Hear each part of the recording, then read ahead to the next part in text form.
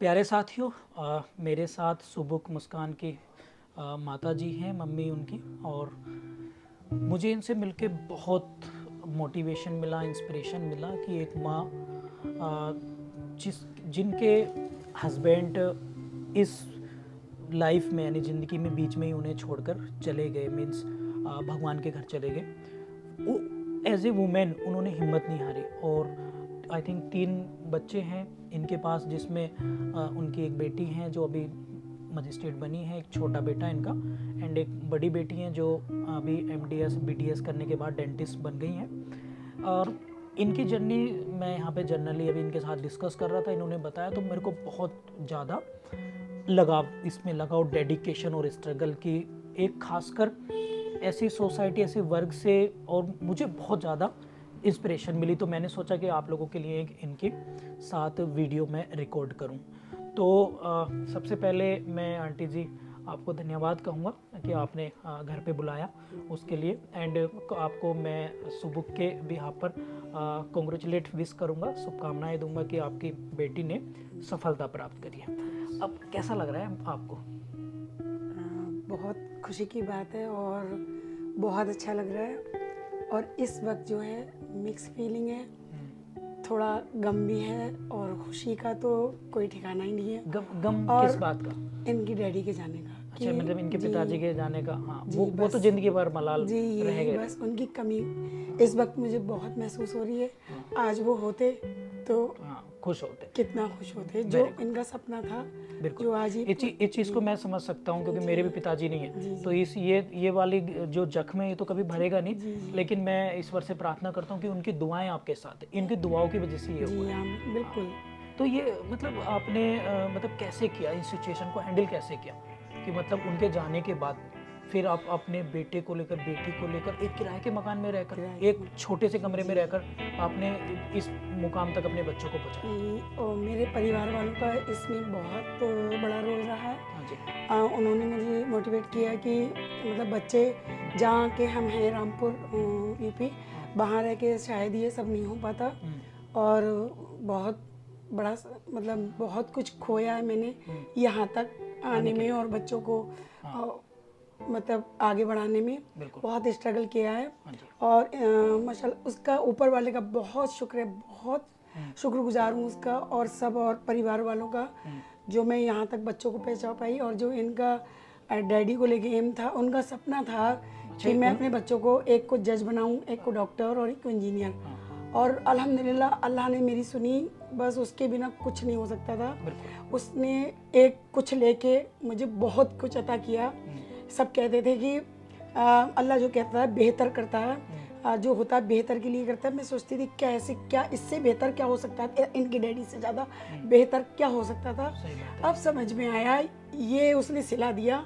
अल्लाह तेरा बहुत लाख लाख शुक्र है कि अल्लाह ने मुझे इस खुशी से नवाजा। और मेरी बेटी बहुत होनहार है। अल्लाह पाक सबके बच्चों को ऐसे कामयाबी दे, और मैं दिल से दुआ करती हूँ। प्यारे साथियों, सुबुक की मम्मी मतलब काफ़ी इमोशनल हो रही हैं। और हम आंटी जी, आप और कोई सुझाव या मैसेज देना चाहेंगे बच्चों को जो प्रिपरेशन करना चाहते हैं, या फिर उनके माता पिता को, पेरेंट्स को कोई मैसेज देना चाहेंगे?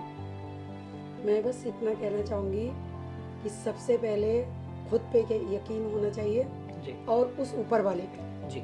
अगर हम कुछ ठान लें जी, तो क्या कुछ नहीं हो सकता है। मैं उन सभी बच्चों के लिए, उन सभी पेरेंट्स के लिए एक मैसेज देना चाहती हूँ जो मुझे सुन रहे हैं, इस वक्त देख रहे हैं जी, कि अगर इंसान चाहे, और इंसान ही करते हैं, बच्चे ही कुछ कर दिखाते हैं। अगर लगन उनमें जज्बा है तो जब से इनके डैडी गए उनके अंदर तब से ज़्यादा वो आया एक जुनून।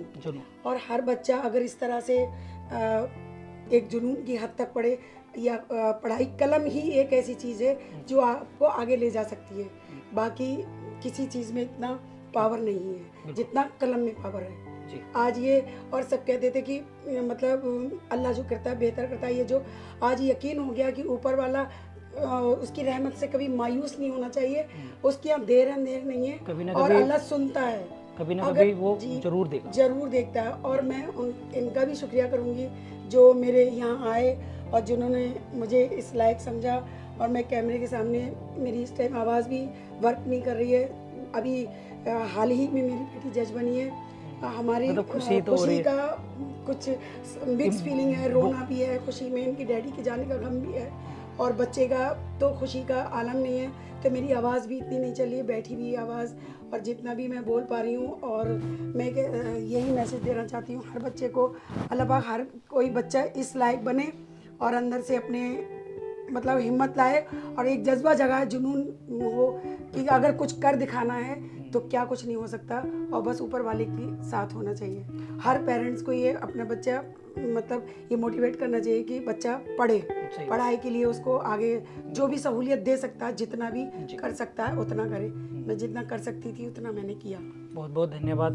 आपकी बातें सुन के मेरे तो रोंगटे खड़े से हो गए हैं थोड़े। एंड प्यारे साथियों, मैं यहाँ पर कुछ 2-3 बातें और कहना चाहूँगा कि मैं इतना प्रोफेशनल नहीं हूँ, मैं आपको बताऊँ टू बी वेरी ऑनेस्ट। और मुझे यहाँ पर आके पर्सनली बहुत अच्छा लगा।